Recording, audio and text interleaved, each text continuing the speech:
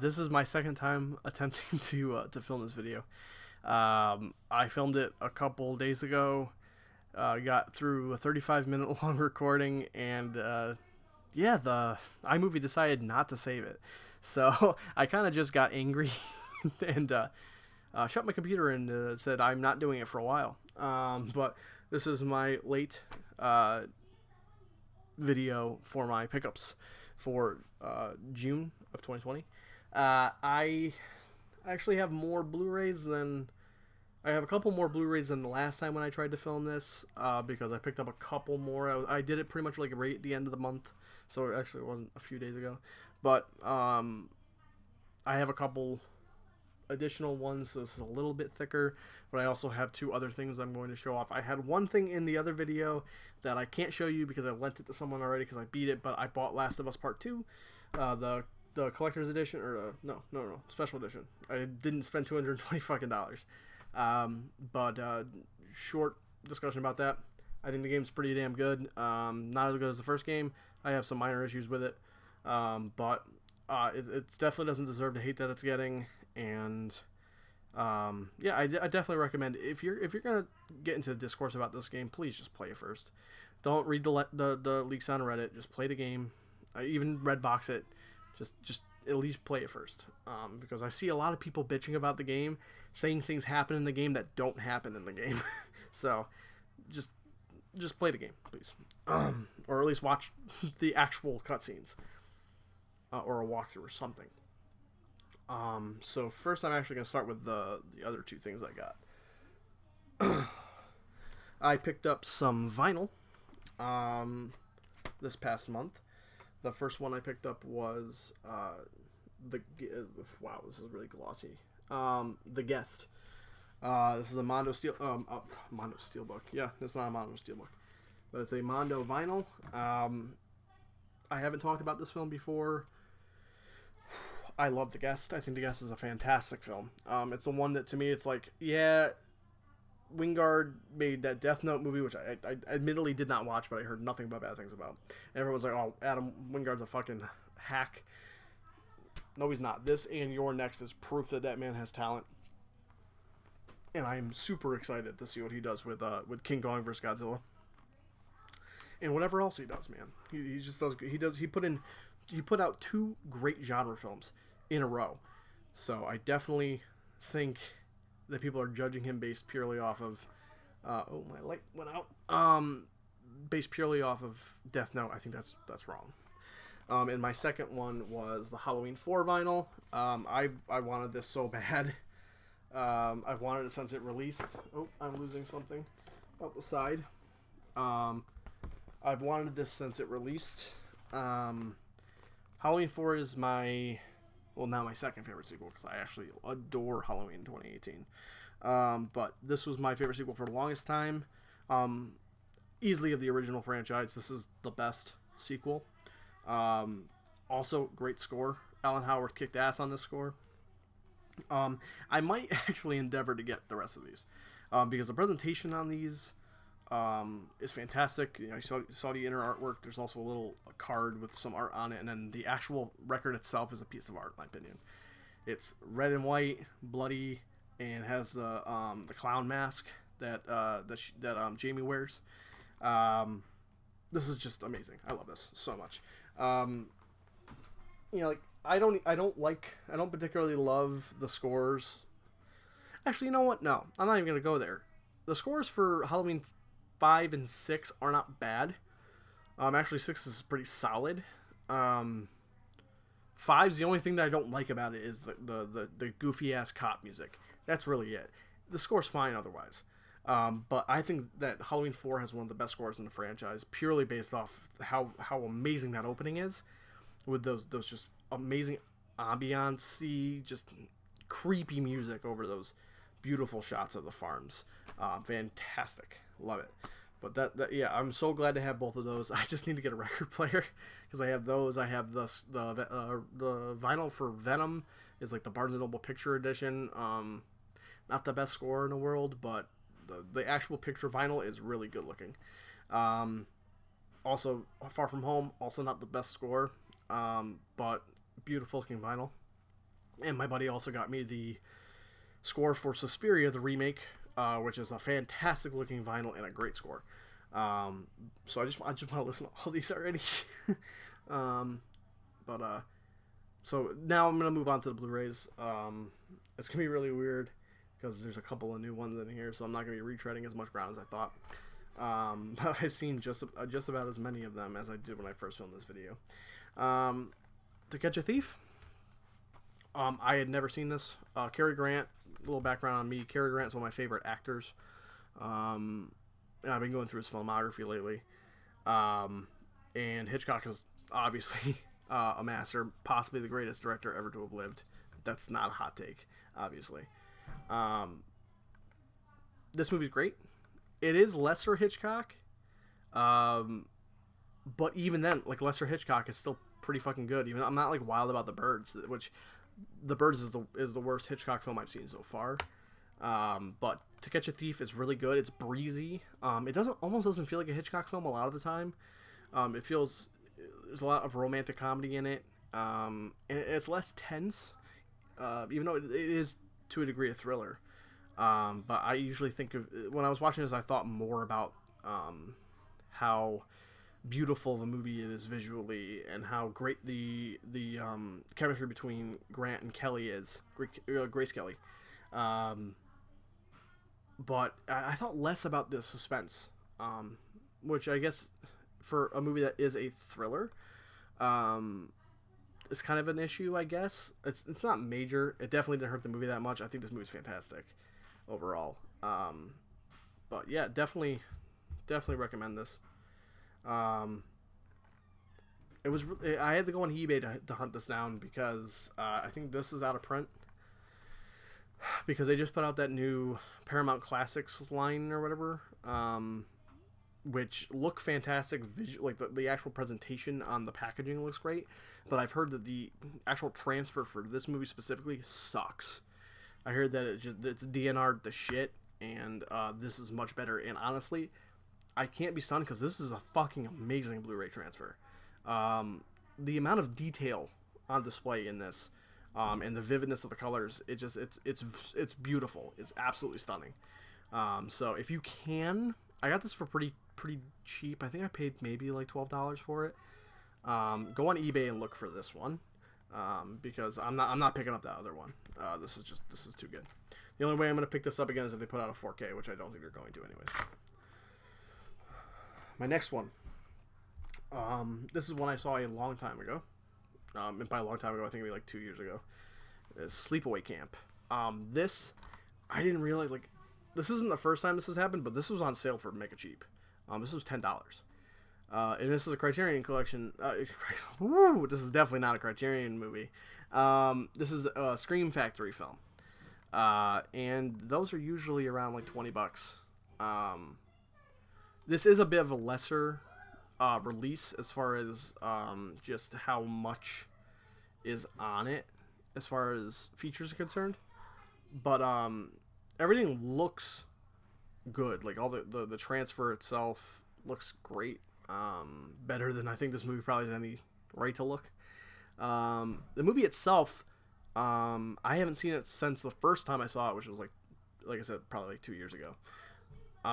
This movie is very interesting because it starts off really weird and it just gets weirder at times. But the thing I can definitely appreciate about this the most is that they hired people actually in the age group of the people that they're playing. So you feel like you're actually watching teenagers rather than 20-year-olds who are playing 17. Like they're actually like 14, 15 years old in this. Or in Ricky's case, he was 17. But the performances are fine for the most part.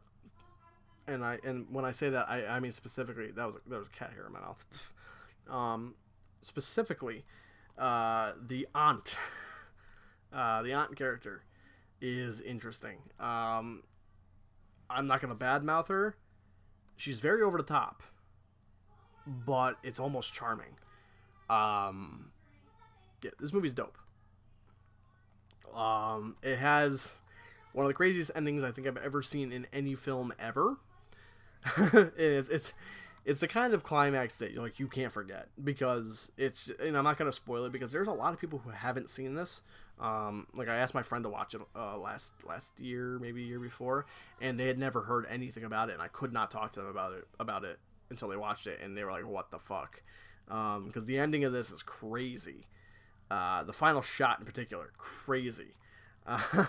But definitely recommend it, especially if it's still at this price on Amazon, which it was last time I checked. It was about like $10 or $11. 100% worth it.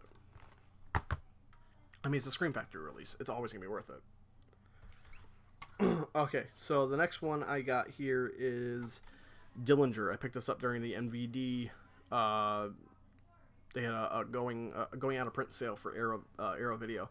I'm actually really sad because I had the option to get this and Killer Clowns from Outer Space, and I totally goofed on it. I should have got it. But I've never seen this. I know John Milius, the director, and I know obviously the persona of the person, John Dillinger. I obviously know who that is. Like I've seen Public Enemies and I've read about the person. But I'd never seen this movie, and I saw there was an Arrow release. I've been chasing it. It's not like it hasn't been available. I've been basically holding my finger above the buy button for this movie for a while on different shops, and this was like $7, and I could not pass that up. And it's Arrow, and I just love Arrow. I love Arrow. I love Scream Factory. I love the life that they give these films. So I'm actually excited as hell to watch this because I love a good gangster movie, and also Arrow always kicks ass with their releases. This is the reversible artwork. I'm not wild about the original artwork, or not the original, the new artwork that they did. It kind of looks almost like a Wanted poster. But I'm not wild about it. I like this one better. I think it's pretty cool. Okay, so the next one I got here is it was like literally at the end of the month, was Jaws. I haven't seen this movie in a long time. Last time I saw it, I was actually up at Cape Cod. And that was an interesting experience watching this at Cape Cod. But I have like I said, I haven't seen this in a while. But obviously it's Jaws, so it's a masterpiece. I definitely want to watch this because I heard the 4K transfer on this is fucking awesome. So I don't have much to say. Just like, what else am I gonna say about Jaws? It's Jaws. it's a classic. Spielberg's a little bit hit and miss on 4K though, because like Close Encounters, I don't really like the movie that much. I know it's kind of heresy, but the transfer is pretty good. What other Spielberg movies? So E.T. I hear is a good transfer. But Jurassic Park, I remember when Jurassic Park came out, and there was a big issue with the movie because the 4K transfer was just not impressive. It was soft as hell and all that stuff. But obviously Jurassic World and Jurassic World Fallen Kingdom look fantastic. They're newer digitally shot films, but apparently the transfers for the original trilogy are not good. I have yet to watch them in 4K. But I hear Jaws is awesome in 4K. So, hey, as long as it's improving, it better be completely improved in time for them to do the rumored Indiana Jones set, because if Indiana Jones doesn't look good, I'm going to be really upset. Next 4K, I think this is the last 4K too, is Top Gun. I love Top Gun. I have always loved Top Gun. And I hear this 4K is fantastic. It comes with a new documentary, I believe. It's like at least like an hour long. Yeah, I mean, like, Top Gun's lit. Tom Cruise is awesome. I love Tom Cruise and pretty much everything. And I'm really bummed that Top Gun 2 Maverick got put to December. I'm not surprised, obviously, with what's going on in the world right now, but I was really excited to watch that movie because of the involvement of actually one of the big reasons is the involvement of Christopher McQuarrie, because I think he's one of the best writer directors working right now, man. He's really good. Even in movies that shouldn't be like that intelligently written, like not like Fallout, Mission Impossible Fallout, one of the greatest action movies ever made in my opinion. And the script is a banger. He does a lot of good work. You know, when he's brought in to do rewrites, it's not always the best stuff. Like I think he did work on The Mummy, which was, and also, but it has actually worked because I think he also came in and did rewrites on Edge of Tomorrow, and Edge of Tomorrow is fucking awesome. So I guess it's hit and miss, but his actual directing and writing, like Jack Reacher's fucking awesome. Mission Impossible, Rogue Nation is amazing, and Fallout's even better. He's a very talented director, and I know he's just writing this one, the second Top Gun, or he was involved with the writing of the second Top Gun. But Kaczynski is a solid director, or is it Joseph Kaczynski, the guy who did Tron Legacy and Oblivion with Tom Cruise. Visually, the trailer looked fantastic. I'm really sad that we don't have that right now, because we would have already seen it. Next one is The Hunt. This is a movie that had such a huge hoopla around it when it came out, or when it was gonna come out, and then it got pushed. And after watching it, it's just like, why? Like, seriously, politically, there is nobody in this movie that's safe. Literally, everybody gets torn to shreds, and it's awesome. And even taking that out of the equation, even though it's kind of hard to, because it is a inherently political movie. The action's really, really well filmed. It's very bloody and gory. It's a hell of a good time. I laughed out loud a lot while watching this. There's definitely a dark comedy to this movie. There's also outright just comedy, but there's some comedy in this. It's fucking dark. But yeah, I thought this was great. I definitely think that people who were initially not interested in this because of the hoopla around it, I think you should give this another go. Redbox it, do something, but I definitely think you should probably give this a shot, because it's not even close to it as everyone made such a big deal out of it, and there really was nothing to make a big deal out of. The next ones are the next one are not all Criterion movies. These ones are all Goodwill pickups. I walked into my Goodwill because it finally opened up after our state started to reopen things. And they had a section. They had a section of DVDs and Blu-rays, and it was gloriously unpicked. So I got some really good ones, and I actually just went into my Goodwill today, and my God, it was trash. There's nothing good. But this was awesome, fine for me. It was Young Mr. Lincoln DVD, Criterion DVD, actually complete with a booklet and both discs. I know this has a Blu-ray, but this was $2. And I'd rather just watch the movie at this point. So I hadn't even heard of this movie. Like, I don't know shit about it other than obviously it's about fucking Lincoln. And it's directed by John Ford. So that's all that mattered, though. John Ford directed it, so I'm gonna check it out. But yeah, this was cheap. There's a little bit of a scratch on it. I hope it's playable. If it's not, oh well. $2. Whatever, it happens. Yeah, I'm excited to check this out. That was a really cool. I kind of peeled through the stuff at Goodwill, and I pulled that out, and I'm like, what? I didn't know this was gonna be here. But yeah, that's one I'm definitely. That's probably that might be like my favorite find of the month. Next one is Tomorrowland. I've never seen this. It's a Disney movie, and it was $2.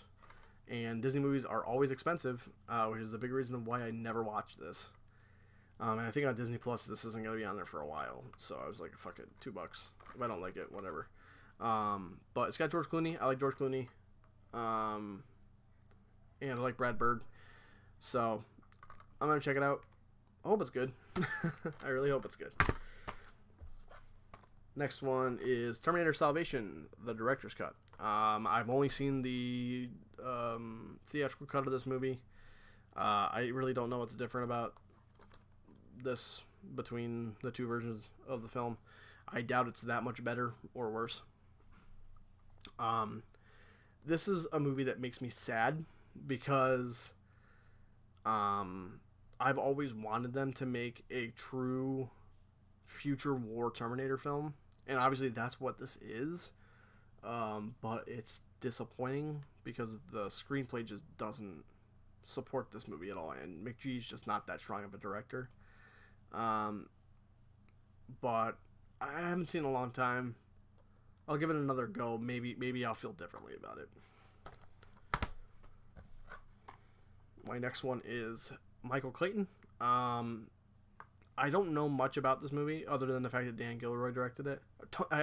The first time I filmed this, I said Dan Gilroy. It's Tony Gilroy. But I don't know much other than that. But I've heard nothing but great things about it.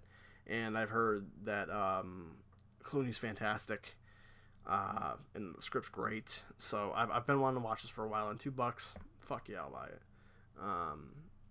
So I'm definitely going to check this one out sooner rather than later. Next one is The Lovely Bones. I primarily got this from my girlfriend. But I'm definitely going to watch it. The thing that I was most surprised about with this movie is I had no idea Peter Jackson directed this. It just does not seem like when I think of Peter Jackson, the first thing I think of is obviously Lord of the Rings. And then King Kong.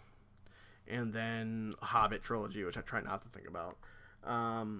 But I've heard good things about this movie. I've just never seen it. Also, I had no idea that it was as long as it is. It's 2 hours and 10 minutes. But I love Saoirse Ronan. She's a fantastic actress. I love Lady Bird. And I like Hannah. She's great in everything. But also I love Mark Wahlberg. I love Rachel Weisz. I love Stanley Tucci. Great cast. So I'm definitely looking forward to checking this out eventually. This isn't a priority for me. Like I said, mostly for my girlfriend. But yeah, I'll definitely wind up watching it. Oh, what? Whoops. Top Gun was not the last 4K. We'll get there in a second. Next one is House of Flying Daggers, if I can read. I haven't seen this. I have not seen this. I don't think I've seen a single Zhang Yimou film. Actually, no, that's a lie. I've seen Hero a long time ago. I picked this up because literally the day before I was talking to someone on Facebook in one of the movie groups I'm in about this movie because he watched it and he reviewed it and he was talking about how it was just amazing. And coincidentally, I walked into Goodwill, and this was just sitting there. So I'm like, fuck yeah, I'm going to buy this and watch my first Zhang Yimou film. I mean, I've heard nothing but good things about this movie. It's not like this is a movie that I've never heard of. So I'm definitely looking forward to checking this out. It's also Sony Picture Classics. I love them. I love their releases. It's like they did the Raid movies. I think they did Whiplash. I might be wrong. I might be completely wrong about that. No, I think I am right. But yeah, I'm definitely looking forward to that one. The actual. Make sure I'm right this time. No, I'm not. I'm still not right. Next 4K is Onward. I have not seen this yet. I've heard good things. I remember seeing the trailers for it and people saying it was good. I remember hearing people say it was good. I remember seeing the trailers and thinking it looked cool. But I just haven't gotten around to it yet. And that was a Disney Movie Club Blu-ray that they sent me for the pick of the month or whatever. I literally just let them send it to me to just round out my 5 that I needed for the membership. And now I can watch that. I'll probably watch that soon just to fill out my 2020 watch list, just because there's not much to watch anyways. Next one, the Invisible Man collection. I'm not buying all of these. I have all of the initial films, plus obviously Bride of Frankenstein. You got a steelbook release, the Alex Ross steelbooks. I got all of them. I'm not buying all of these, especially because there's crossover, which I think is stupid.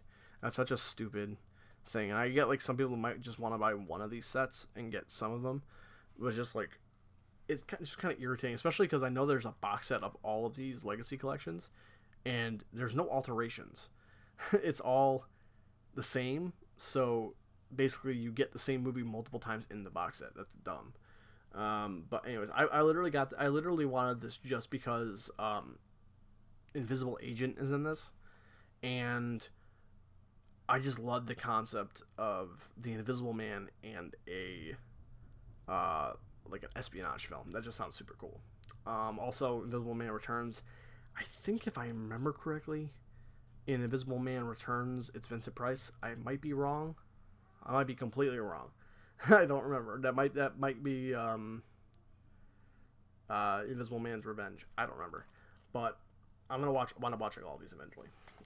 But I'm definitely I mostly wanted this just so I could watch Invisible Agent because it's not available anywhere. So I totally wanted to watch that.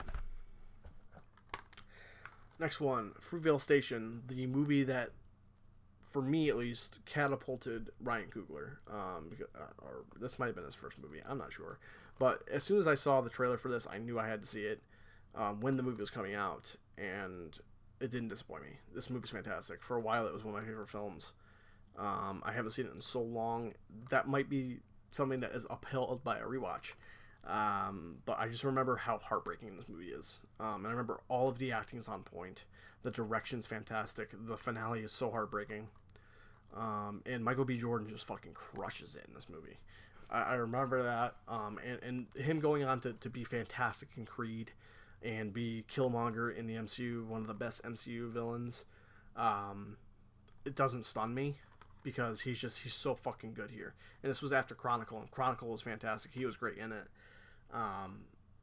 But yeah, I'm excited to check this out again because I haven't seen it almost since it came out, which was in 2014.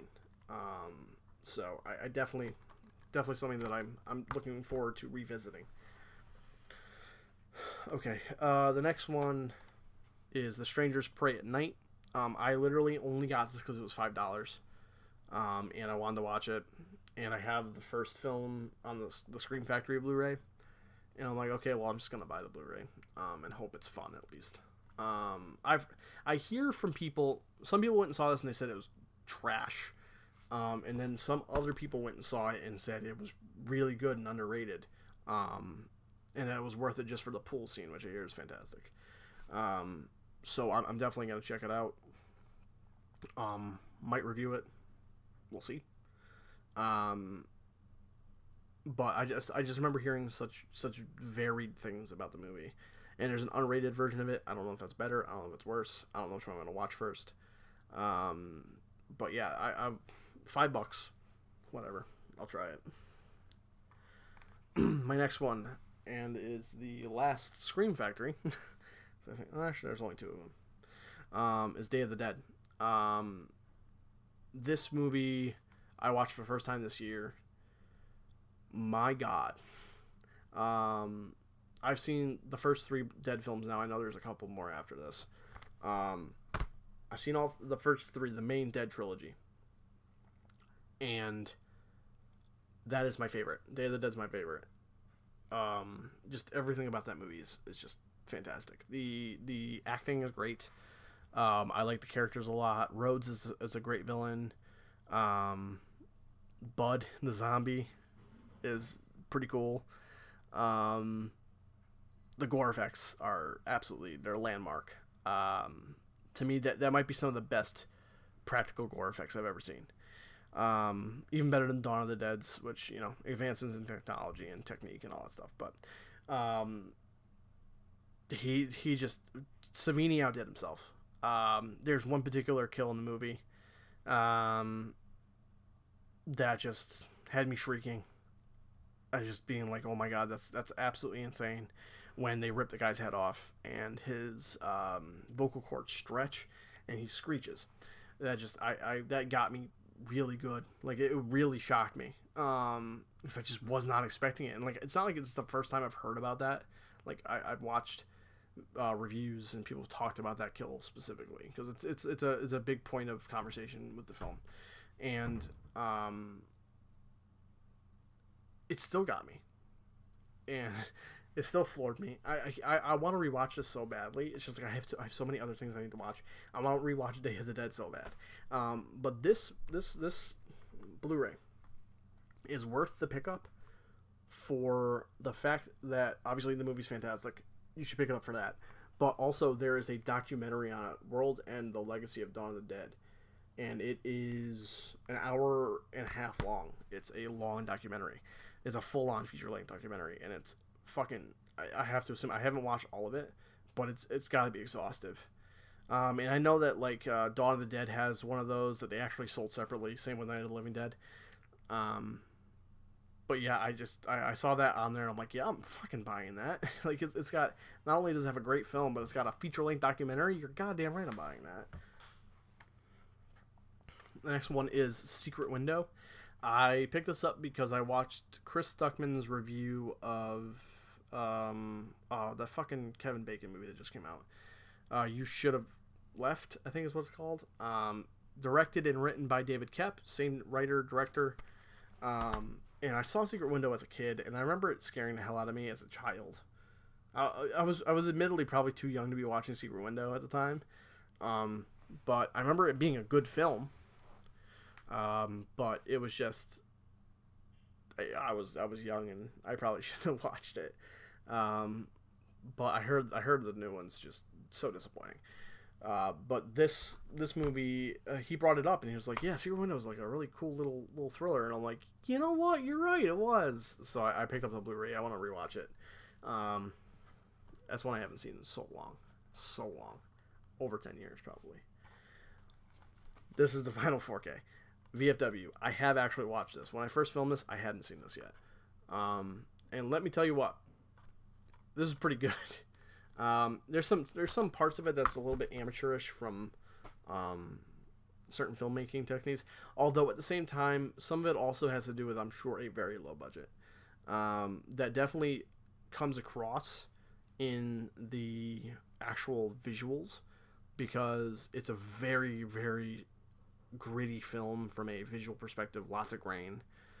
It looks like something, it looks and feels like something Carpenter might have made in some ways, just with a little bit less elegance, which is fine actually for the film. That works perfectly fine, because it's a very down and dirty film, and some of the gore effects are pretty impressive, and just like the cast is awesome. Stephen Lang is great, but I think the standout for me might have been William Sadler. He was just so fucking good. And yeah, they actually find a way for you. Like, there's not a ton of depth to any of the characters in this movie, but they do just enough, and the camaraderie between them is just good enough for you to care about all of them. So if any of them meet a certain fate, you care. It's not like it's going to make you cry, but you're definitely going to be like, God damn it, I like that guy, or, whatever. That's a pretty solid movie, and for like at Walmart, I think right now it's $10. This movie does not need a 4K at all, because I don't think the 4K really adds much.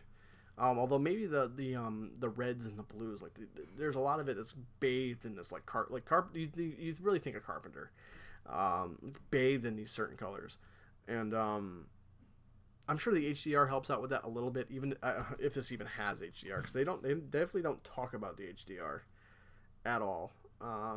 No, I don't think this even has HDR.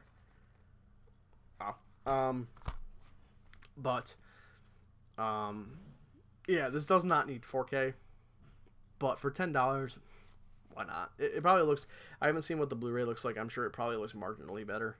So for $10, why not? You get the Blu-ray too. If you don't have a 4K player, you get a Blu-ray, whatever. And the last pickup for the month is It Came From Outer Space, which I haven't watched yet. I saw it sitting there in the bin. This was another Goodwill pickup. I just peeled the sticker off. This just looked fun. I always like watching some like older 50s B movies. Like I think of like The Blob comes to mind, or The Thing from Another World.